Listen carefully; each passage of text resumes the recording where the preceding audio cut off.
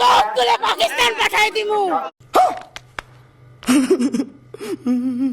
শুয়োরের বাচ্চাগুলোরে পাকিস্তান পাঠাই দিমু।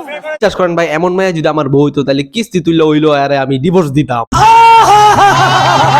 এই স্বাধীনতা বিরোধী রাজাকার সবগুলো পাকিস্তান পাঠাই দিমু। কথায় আছে ব্যবহারই বংশের পরিচয়, আর এদের ব্যবহার দেখলে বোঝা যায় এগুলা কোন জায়গার প্রোডাক্ট।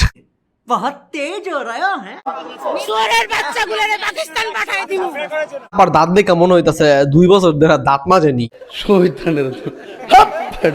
পুরুষদের মহিলাদেরকে যতদিন সম্মান দিতে পারবেন না ততদিন এভাবে পদদলিত হবেন। চালিয়ে যান আপু, পুরো পৃথিবী আপনার বিপক্ষে থাকলে আমিও পৃথিবীর পক্ষে আছি।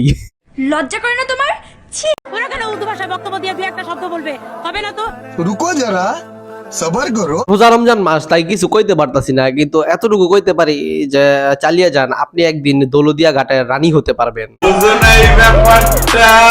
যারা বলে আজাদি আজাদি, তাদেরকে বস্তাবন্দি করে পাকিস্তান পাঠিয়ে দেওয়ার জন্য আমি দৃষ্টি আকর্ষণ করছি। কিন্তু আবার বস্তা তো ফার্সি শব্দ, আপনি একটু বাংলায় বলেন।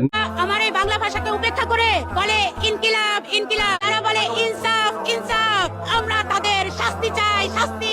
কারণ যে বাংলা ভাষার জন্য আমার দেশের ভাইয়েরা প্রাণ দিল, যুদ্ধ করলো, শহীদ হয়ে গেল। শহীদ তো আরবি শব্দ, তাহলে আপনি বাংলায় বলতেছেন না কেন? আর আমি বুঝতেছি না, এত আরবি ফার্সি পাকিস্তানি এগুলি লইয়া মানে ভাষা লইয়া আপনাদের মাঝে এত গ্যাঞ্জাম করে ভাই। আমরা বাঙালিরা সব ভাষা মিলাই কথা বলি, এরে আমাকে পরিচয়। কিন্তু ইদানিং কি শুরু হয়েছে ভাই, হ্যাঁ কয় ইনকিলাব কইতে পারতা না, হ্যাঁ কয় জয় বাংলা কইতে পারতা না। আরে ভাই, যার যেটা মন চায় হেইডা কো ভাই, মানে ভাষা লইয়া এত সমস্যা কেন? মানে দেখ আর সহ্য